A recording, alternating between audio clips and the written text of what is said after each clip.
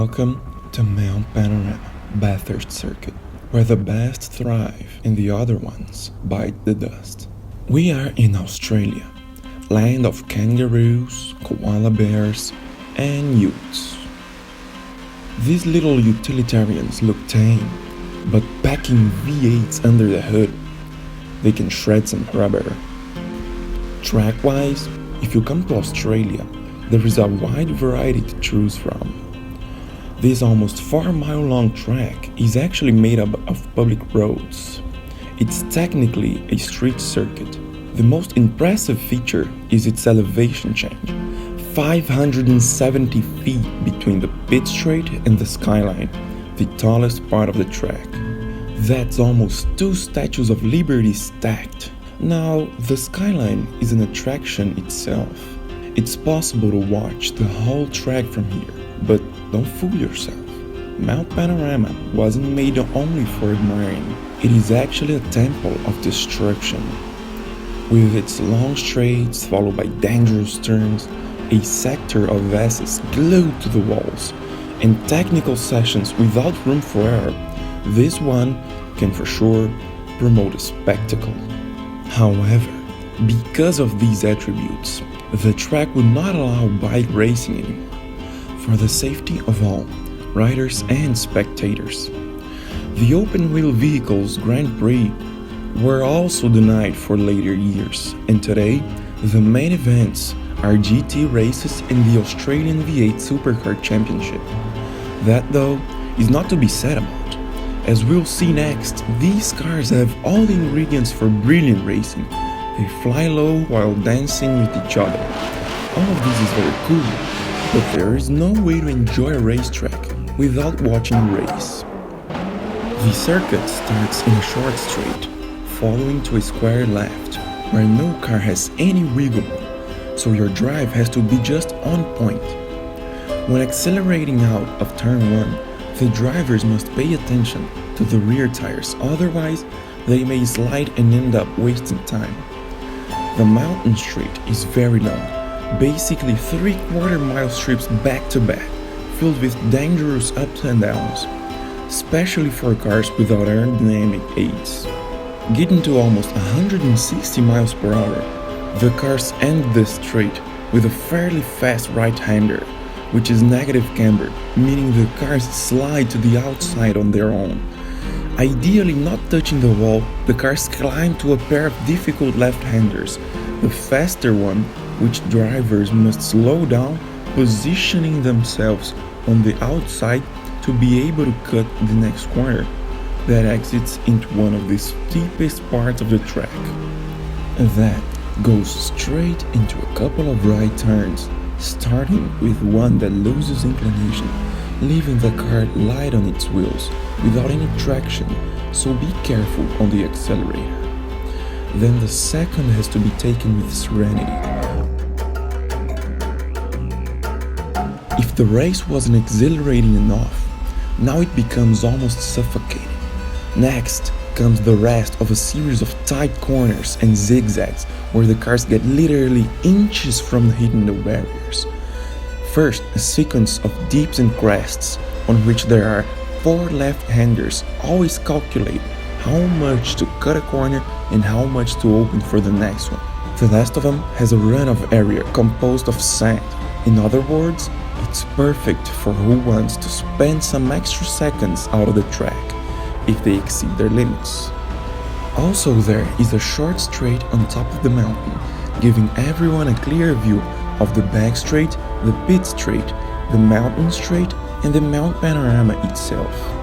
It's a spectacle that empties into a series of S's through which one needs to flow smoothly and precisely, accelerating and braking just enough to balance the car. Getting to the end of the zigzag into a steeply descending hairpin that points to the big straight.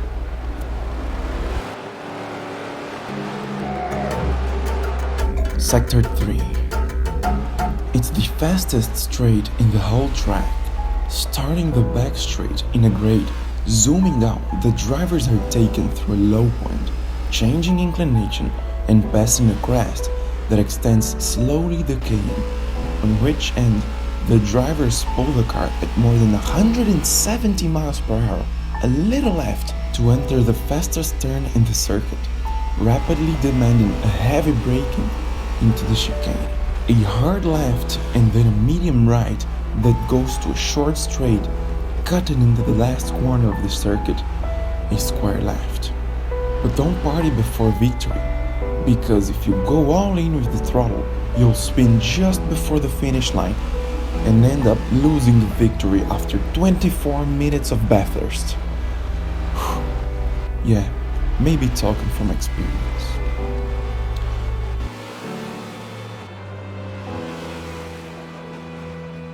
And yet, none of this is worth nothing if you don't go for a ride. So, this is the Mercedes V8 Supercar, a completely modified 630 horsepower E-Class. Let's go for a quick lap. Already on the starting line, if you give too much throttle, the car spins its wheels. Approaching turn 1, the hull corner, be careful not to slide the rear. The objective here is to start accelerating as soon as possible, but the car has to be straight, or else you'll lose traction and waste a whole lot of time. Going up the mountain straight is a very long experience that can be resumed as going full-on drag mode in a bigger line than a half-mile strip. The car gets up to 155 miles per hour, entering the open yet negatively cambered turn 2. Right up next comes a left cut, and here I don't usually brake, just lift and coast. Pierce it closely and give it gas. On the right turn, lift a little and come back on it. Just brake a bit so you don't hit the blind wall, right here. Now it's just taking the car out, hold it, and then cut the curb and pray so it doesn't hit the wall. Lift for a moment and turn and gas it. Breathe in. Cut to the right, left, brakes. Right again, left, and then step to the right. Then cut, bring it easily, and be calm, and only then gas it. From here on, it's full throttle and you can breathe out. Look, you can even appreciate how beautiful nature is.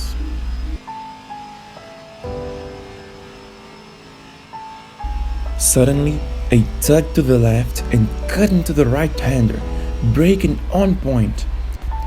Go down the chicane relaxed. Your back end will go out if you're stressed out. Final straight to the last L.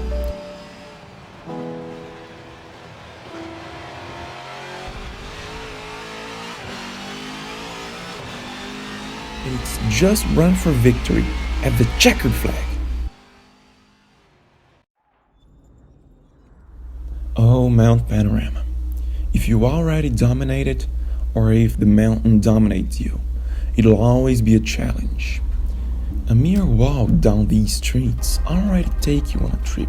Imagine flying through the corners at high speed. It's breathtaking. This track can for sure be considered a racing legend.